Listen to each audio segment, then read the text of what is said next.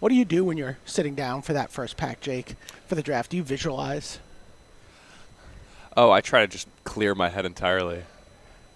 All right, Ooh, I saw a Herald of Faith in there. Herald of Faith. There's a Rabid Bite, obviously, right at the front of the pack.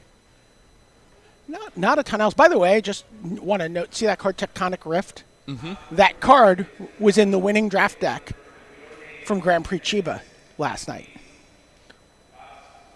Whoa.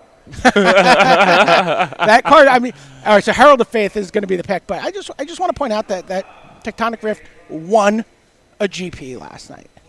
It was a main deck included card. In a Grand Prix winning deck. So, you work with the tools you have. Yeah. I mean, I guess if you're like a pile of Oresco Swiftclaws. Yeah, I think if I remember right, it was a red-white deck with heroic reinforcements, and so that looks like what he did. By the way, they did an unlimited draft there. I saw. Ancestral, Black Lotus, Tundra, Time Twister, Chaos Orb. Like it was just absolute Mox Ruby, just absolutely insane. Whoa. Yeah. Happy birthday. And one guy apparently opened up the Tundra, the Ancestral, and the Lotus. All right, Luminous Bonds. We saw Regal Bloodlord. So this is always a really interesting dilemma for me where it's like, okay, here's just this premium common, this premium removal, but here's this build around kind of like huge payoff card that requires committing to that second color early. What are you going to take here? So I would take Luminous Bonds. It's on color. It's a great card. I don't have to, get into the mucky muck. A lot of the time you do want to move into an archetype early, but I think this set is a set where you don't get paid off necessarily as much for like being in a particular archetype. There are other sets where you'd really want to like slam the gas pedal on that sooner, but here a versatile removal spell like Luminous Bonds is just top notch. Interesting, Tiago Saporito at this table was playing a deck yesterday that in Sealed that used a lot of that life gain synergy to do well. I wonder if that Regal Bloodlord might find its way around to him. Yeah, when that card is good, it's very, very good. There's a Shield Mare. There's a Pegasus Courser. Yeah, Pegasus Courser is very good in a lot of these white decks. Reason being that you have these 2-drops that become pretty irrelevant in the mid-game. Pegasus Courser just like massively increases the value of those and oftentimes demands a removal spell. We saw people throwing meteors at them yesterday. Yeah, and when the opponent had like good 5-drops in play and whatnot, it really changes the way the opponent has to play the game. All right, so there is the Pegasus Courser. A card I really like in that pack also. I like the red-white decks, like the deck that won Chiba. I really like that Viashino Pyromancer. I like it because it's a 2-drop that, it's good early, but you know what? It gives you a little reach in the late game in terms of being able to sometimes finish things off on a stalled board. Yeah, when you're playing that red-white deck, most of the time when you lose, your opponent's like at 2, so.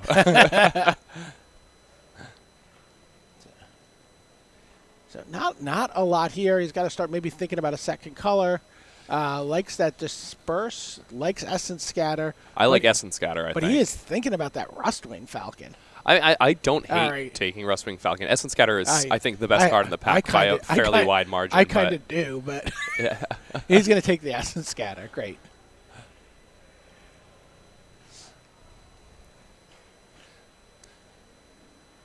Now, I see that logo on Hunter's shirt. That's like your neck of the woods, right? As far as game stores go? Yeah, I played some tournaments there. Yeah. It's great. The comic book store. Our neck of the woods. Our neck of the woods, yeah. That's fair. Invoke the Divine, another shot at a Disperse. Novice Knight, a card I really like a lot. It's... sometimes it doesn't attack, but boy, it really gums up the ground super well. Yeah, depending on what archetype you are, it can be quite good. He does take the Rustwing Falcon. Yeah, I wasn't kidding when I said that I don't hate Rustwing Falcon as the pick earlier. One of the drafts I did on Friday when I first got in featured 3 Rustwing Falcons and 3 Infernal Scarrings, and I was attacking for 3 in the air on turn 2 most games. Okay. I also just think building out your board quickly makes cards like the 5-mana Angels better. It makes Inspired Charges better. So here we see Viashino Pyromancer card we talked about, but a couple of pretty good white cards, an Aether Shield Artificer and a Take Vengeance. What do you like here, Jake? I like the Aether Shield Artificer. I think Take Vengeance is odd in the sense that it fits better into more controlling decks. Sometimes you can stag down your opponent's creature and then kill it. But it's generally been a card that I have not been super impressed with because it's one of those cards that's really good when you're behind. When you're at parity, it's like fine, medium. Wow, and when you're this. behind, it's really bad. Very late Arcades, the strategist. Yeah, he's already got 2 of the colors for that also. The thing is, Lean and There's Vanguard's also a Lean a and good Vanguard. card. Yeah, I like that card a lot as well. But it's really hard to pass up on a 3/5 flyer for 4. Is he going to do it? Can he? Yes, he's going to take the Lean and Vanguard. He's going to adopt a kitty and let the dragon go. Wow. Lean and Vanguard card, we talked about some of those life gain strategies. This is a repetitive source of life gain. Turn 1, Lean and Vanguard into turn 2. Johnny Pridemate, pretty solid opening. So he doesn't quite know if he's playing blue. His only blue card right now is the Essence Scatter. Snapping Drake is a very good card. It's the best card in this pack, but Mighty Leap is a card that will make his deck basically all the time. So right now he has this decision to,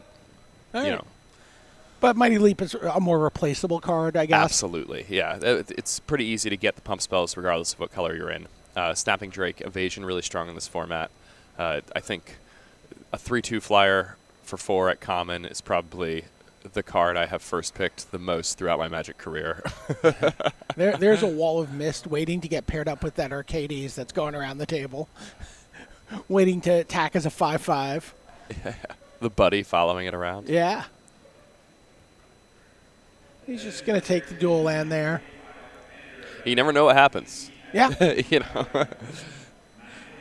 Sometimes the wheels fall off, and when the wheels fall off, it's really nice to. When I say dual land, I definitely have the air quotes going. Yeah. Trumpet Blast, a card that might make the cut if you end up being red-white.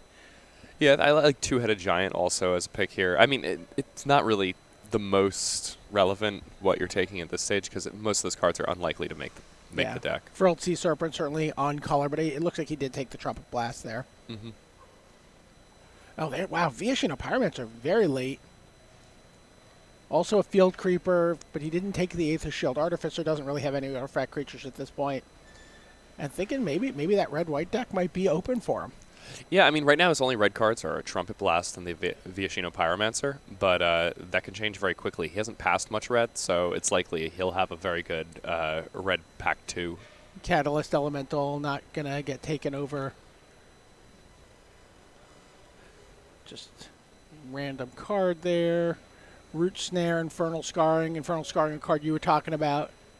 But he's going to take the Root Snare instead. Mm-hmm. Just get the fog out of here. That's a card that sideboards pretty well against these red-white decks that intend on racing the opponent. Oh, absolutely. Especially, if you're doing something like a Trumpet Blast or, an Inspired Charge, and then you're like, sorry. When you see like more than one Inspired Charge or Trumpet Blast type of card out of an opponent, sideboarding in a fog can be backbreaking. All right, let's see what Hunter Cochran has here at the end of Pack 1. So some pretty good picks. The first couple of cards through the pack kind of dried up a little bit there in the middle. I don't think as deep as he wanted, and got to kind of toy around with his second color. Could be blue, could be red still. Honestly, could open up a bomb in some other color and still go that way if he really wanted to. That's absolutely true. I think right now he knows he's playing white. Beyond that, he's not really sure. He would prefer that his second color is either blue or red, but preferably blue. His blue cards are much better than his red cards right now. Now, if you get to the second pack and you open up something like Heroic Reinforcements, do you jump in there? Or if you see something like an Aerial Engineer, is that the kind of thing that'll push you in one direction or another? Yeah, I mean, a good on-color card. I think that an Aerial Engineer is really, really strong. If you pick up a couple Sky Scanners and suddenly you've got 4/4 flyers for 4, it's definitely those gold cards increase in value once you've already established one of those colors. And the Reinforcements obviously kills people. That card averages like 400 damage. Make 2 1/1s with haste and give +1/+1 to your team till the end of the turn. Pretty exciting. Give me a card. Call a shot here, Jake. You've done it before. What do you want to see? I want to see a Johnny, adversary of tyrants. All right. I do too. I've had a lot of success with that. I think that's a good one. I haven't won as many drafts as I normally would have won by this point, but most of them have had a Johnny in it.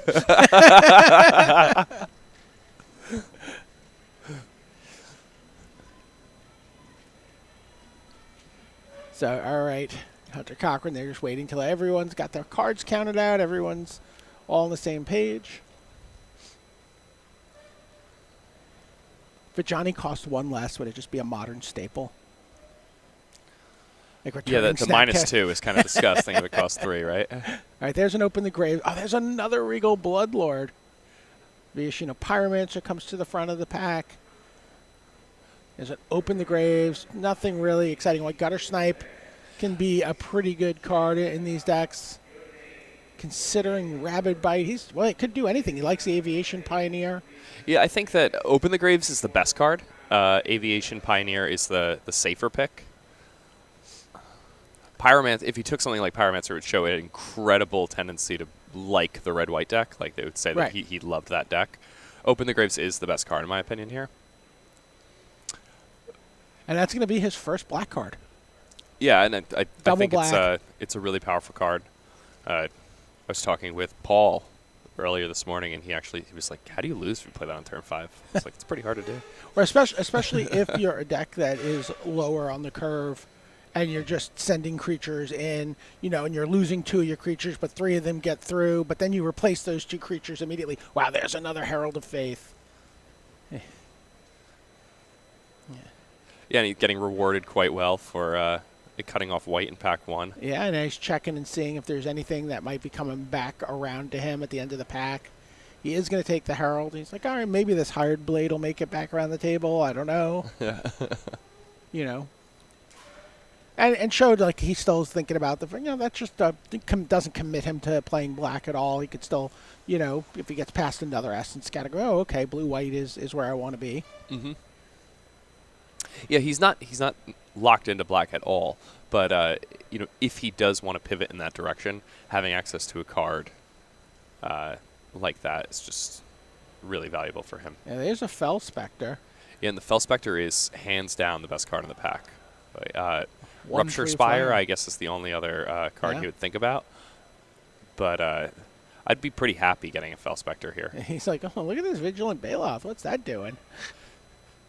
Yeah, Vigilant Baloth, I mean, is very good. It's a very similar power level. The Fell Spectre might even be a little bit better, but it would be his first green card, and it would be dipping his toe into like a 4th possible color. So, one of my favorite pieces of art in the set, actually, Vigilant Baloth. He's so happy. He really captures the spirit of playing big, dumb green creatures. Yeah, the flavor text should be like, treat, ! Question mark, end quote. All right, so there's a Pyromancer, Nightmare's Thirst. Oh, well, Lightning Strike is, a terrific card. Just, the most efficient removal in the set. Yeah, Lightning Strike is very, very, very good. Oftentimes killing things that cost as much as 4 or 5 mana in this set. For 2 mana and instant speed, you're dealing with Herald of Faiths. People are playing auras, so the fact that it's an instant only costs 2 mana is incredibly powerful. Major issue here is that now his deck is looking a little Mardu-esque. He may end up wanting to splash that Lightning Strike, and he did take that Cinder Barons early on, true, and that's actually right now that unlocked him being able to take that Lightning Strike. So a pick that may have seemed odd earlier on, making a lot more sense right now. Yeah, Cavalry Drill Master, Spark Tongue Dragon. There's also a Dragon Egg in there, but he's going to take the 2-drop. Yeah, I like Drill Master a lot as a 2-drop because it's one of those 2-drops that's good at any stage when you draw it. It's like the Viashino Pyromancer, right? Yeah. It still has some impact. It still does a little something, even if it itself is just going to get trumped on the board. Yeah, absolutely. I like it better than the Pyromancer. I think it's a great card. So his other options there, things like Spark Tongue Dragon, were double red. And right now it seems like things that have more than one black or red mana in their casting costs are going to be difficult for him. And there's a Liliana Untouched by Death. But, you really need to have zombies in your deck for that card to pay off. And he might have some zombies from Open the Graves. He's not going to be able to play many out of his graveyard. So he is going to take the Cavalry Drillmaster again. Another Planeswalker that's been very successful for me in drafts. There may be a theme. Planeswalkers are good. There may be a theme to the drafts that I've had some success with in this format. I've not had a Liliana deck yet, or one that could even use a Liliana. I don't know. Yeah, there's a Shield Mare. Pretty easy pickup for him here. Yeah, card is great for racing situations. The fact that it can't be blocked by red creatures means that you can keep pecking away, also getting that life. So when you're playing against especially something like red-black or some of the red-blue decks, this is a card that seems like it's unblockable. It seems like an unblockable 2-power creature for 3 mana that gains you life. Kind of nice. All right, another Falcon. Nobody wants a Gigantosaurus. It's hard to play it. It's tough. It's tough with those older strays. Yeah. Everyone wants a little raptor. Everyone wants a kitty. Yeah.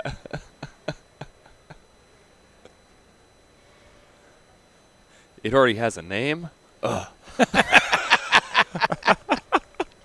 Late Gutter Snipe going around the table. But Viashino Pyromancer is all the preference here for Hunter Cochran. Doesn't really have the spells to make Gutter Snipe shine. Probably at its best in blue-red. Yeah, there are blue-red decks that play cards like Gutter Snipe and Enigma Drake that can really make that card look quite scary. Okay, well, there's a Highland Lake. Tormenting Voice, really nice card, especially if you have that kind of low mana cost deck like he does. You get to throw away one of those lands when you're a little flooded, get 2 new cards. You can also work nicely by pitching for like graveyard synergies. Yeah. Love a Lava Axe. They're better in multiples. Yeah, of course they are. That is, I think that's the original art for Lava Axe. Wow, late. It's definitely the original flavor text. Yeah. Also, yeah, I remember that forever. Another Viashino Pyromancer. Wow, Tormenting Voice or Dragon Egg. He's going to go with the foil Grand Prix stamped constructed playable here. Catalyst Elemental, nothing, no real payoff. We saw some people playing Catalyst Elemental yesterday in Sealed and definitely using it to power out their big dragons, but not something that Hunter Cochran's deck is in a position to use here. So it looks like he just dipped into black for a second, but is pretty firmly red-white. He's got about, 6 2-drops right now. Multiple Cavalry Drillmasters, multiple Viashino Pyromancers. He's got 2 Heralds of Faith. Yeah, I mean, his deck looks very reasonable right now. I mean, the Lightning Strike, the Luminous Bonds as removal, a pair of Herald of Faiths as powerful uncommons. He also has a Take Vengeance as one removal spell. That's true. So I think his deck is pretty on track, especially considering the fact that he did dip into blue and dip into black at various points. So, I mean, he has the Open the Graves, he has the Fell Spectre, 2 good black cards, he has the Essence Scatter and Snapping Drake as blue cards, but the red has just turned out to be much deeper. But just keep in mind, Lava Axe in his playables at the moment. Oh, if I've got a pair of Rustwing Falcons and a Trumpet Blast in my deck, Rustwing Falcon is just Lava Axe with Suspend 1. Yeah. I mean, it's a 1-mana Lava Axe. You get to actually play your cards on turn 5, and you already got to Lava Axe your opponent. You're right. All right, I'm going to do 5 with this, and then 5 turns later, I'm going to do 5 with Lava Axe. He's got that Trumpet Blast in there. This is looking like a Seth Manfield-style red-white deck from, Montreal a few years ago when he won a Grand Prix playing a deck very similar to this. Yeah, and this deck looks very aggressive. If this is what you're trying to do in this format, then his deck is right on pace. 18 cards right now in his, like, I would consider playing these section of his card pool. Yeah, so it doesn't have to really worry about fighting for playables in the last pack. I don't think he would be thrilled to be playing either Tormenting Voice or Lava Axe. But worse things have happened. You see he's taking note. He's got the 2 dual lands in the back there in case just something comes up that he can't resist. And it could absolutely happen. Yeah. You're going to stick with it, Johnny, here, or do you want to switch up your call for this pack? Switch my call for this pack. I'll go with Lathless. Yeah.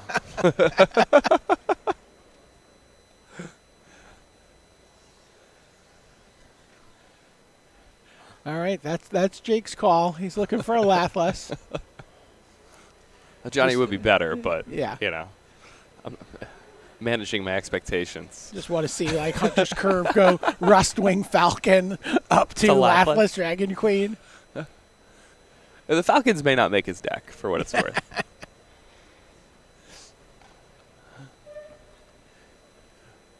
All right, let's see what he has. He would not mind seeing another Luminous Bonds here, though. He'd be very happy with even a Shock or a Lightning Strike. Oh, absolutely. Would love to see a Cage. Some sort of catch-all removal spell. Archaeologist is quite exciting. Yeah, there's another Shield Mare. There's a Loxodon Line Breaker. Right, yeah. The rare was the. There's a Plague Mare. Yeah, so the best cards in the pack are the Mystic Archaeologist, followed by the Plague Mare. Plague Mare is a nightmare for Hunter Cochran. Yeah, and see, now I think people have been spoiled by playing Magic Online leagues, and they don't understand the fact that by passing that card, that means you're going to have to play against that card. But Hunter correctly recognizes that these cards are physical cardboard, and he will need to play against somebody who has that card if he does not take it. Yeah, that card just destroys like a wide swath of his creatures. Yeah, we talked about his 18 playables. Like 10 of them died of Plague Mare. That was hyperbole. I don't know if it was. I can think of 8 off the top of my head, and we might be missing 2.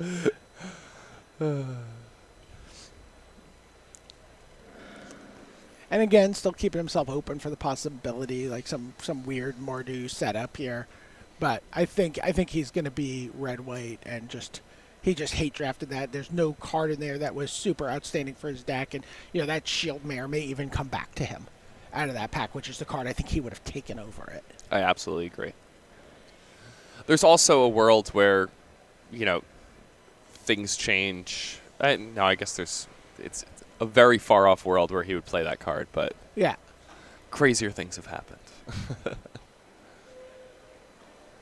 He's passed Regal Bloodlords in both directions. Mm-hmm. He's passed Liliana to his right. All right, a little bit of a delay at the table here.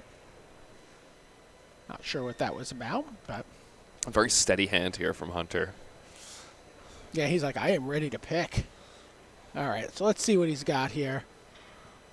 See an Exclusion Mage, a Gravedigger, Essence Scatter, Knight's Pledge, Hostile Minotaur, and a Dwarven Priest. So for what he's trying to do, I like Hostile Minotaur.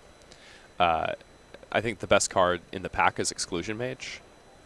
I think he's thinking about that Knight's Pledge. I think he's just going all in with that kind of like those aggro decks we see early in these limited formats. He's going to go Rustwing Falcon, attack you for 3 on turn 2. And, I mean, that's exactly what I was talking about with the Infernal Scarring on the Rustwing Falcon at the beginning of the draft. It works a decent percentage of the time. Yeah, there you go. Wow. I like it. Knight's Pledge from Hunter Cochran, second pick. So my assertion that Rustwing Falcon may not make his deck, I will take that back. It will certainly be making his deck. Wait a minute. There's a Lathless Dragon Queen. It gets passed to him. Well, I meant that he was going to get a third pick. That's actually what I meant. Imagine he looks at Trumpet Blast over it. Yeah. I mean, that would require some discipline to take Trumpet Blast. Discipline's a word for it, I guess. By the way, there's also a Gallant Cavalry in that pack. I mean, yeah, maybe he's thinking, maybe he's thinking about that Trumpet Blast coming back around. No one's really shown any interest in that card so far. Yeah, I think he can expect a card like Inspired Charge or Trumpet Blast to come in later picks. I don't think he's looking to spend one of these early picks on a card like that. Wow. So Lathless Dragon Queen. There's Magistrate's Scepter, a card we saw get played. There's a shock. And that's a very easy pick. I mean, it's perfect for his deck. It's instant speed removal. It's really powerful. It's really good against his deck, and it's also reach. Yeah, he's going to take that shock. Took note of the Knight's Pledge. Took note of the Active Treason. Those are the kind of cards you like in these kind of like very aggressive decks that just flood the board early. And sometimes Active Treason can just pull one crucial blocker out and completely swing the combat math. Yeah, when you're playing against a multiple Colossal Dreadmaw deck, it's really nice to have Active Treasons in your sideboard, and that's something that you find yourself running into a decent amount in this format. Third Regal Bloodlord. There's an Electrify. The Rustwing Falcon. Yeah, and I mean, it's so the Electrify again, great instant speed removal spell. He doesn't really have anything that costs 4, so opponents who have slower curves, he can get in underneath them, and then when they play their 4-drop, he can clear it out of the way, keep getting in. They may end up so far behind they lose the game already. There could be someone at this table with a triple Regal Bloodlord deck. That would be sweet. That would also be quite good against a red-white tempo deck. The all right, Life Havoc Gain Devils, cards work well. Sure Strike.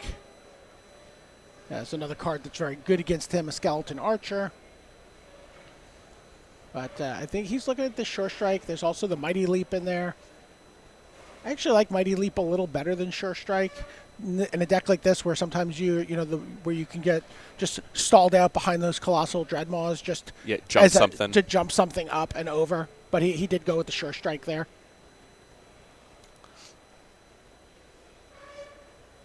Oh, there's another Leonin Vanguard. It's another Sure Strike. Yeah, I think he's going to go with the Vanguard here. I think he's expecting to get another Knight's Pledge back around the table, possibly, or. Yeah, and he may take the Sure Strike because he already has the Rustwing Falcons, already has the 1-drops he needs. The life gain from the Vanguard, not quite as relevant in a deck like his. Yeah. So back-to-back Sure Strikes here. And I don't think he'd want to be playing too many tricks, but he's getting late in the draft. He needs to start picking up those that he needs right now if he wants them at all. There's a Goblin Motivator. There's also a Crash Through if you want to, have a little bit of velocity for your deck. But he's going to take the Motivator. The only velocity he's interested in is how quickly his creatures are getting into the red zone. And Motivator, a card that he may want to play in a deck like this. Absolutely. When your Pyromancer comes into play and deals them 4 on turn 2, that's or your Cavalry Drillmaster. Yeah. Cavalry Drillmaster comes in and does a lot of work there. So he already has a few 5s in Herald of Faiths. He's going to take the Fire Elemental over the Line Breaker, though. Another piece of art I really like in this set is the Loxodon Line Breaker. Yeah, I'm surprised we haven't had armor that's fitted to the tusk of an elephant before this. All right. It's a little bit of life gain there in Dwarven Priest. Yeah, and the pack is still just full of playable black cards, so black may be underdrafted at this table. I think it was not very deep in the first 2 packs. Oh, there's that Trumpet Blast that he had looked at earlier on in the pack. Yeah, something he's happy to get back. Worth noting, though, he already has 1 Trumpet Blast, and now he has 2 Sure Strikes. You don't really want to play more pump spells than that, because to make cards like that good, you need a critical mass of creatures in your deck, and he already has all these burn spells that he wants to be playing. Just taking the Uncomfortable Chill. Doesn't want to. That's another card quite good against him. Yes. Can counter Trumpet Blast, can just ruin his creatures if they're just turn them all into 0-1s in combat.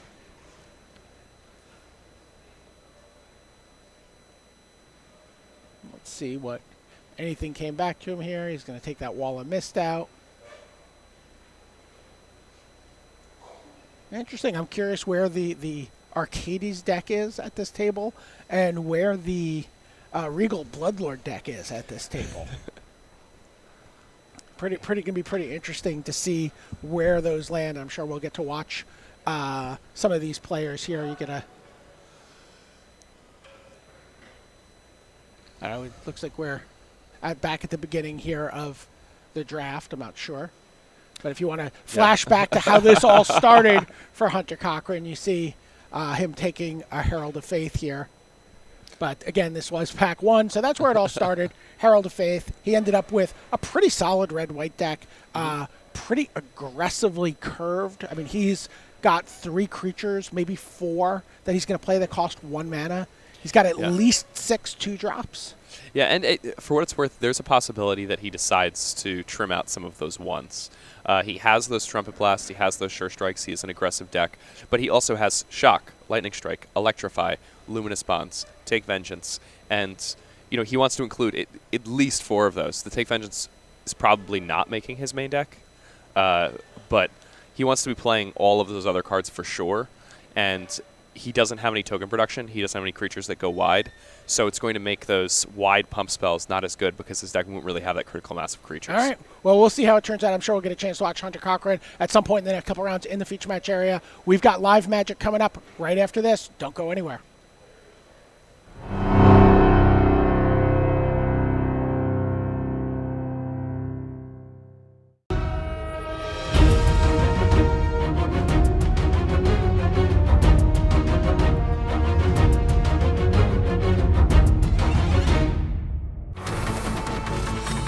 Up your game with Ultra Pro Magic the Gathering accessories. Find the best Magic art on card sleeves, deck boxes, playmats, and more. Visit ultrapro.com to learn more and find a retailer near you.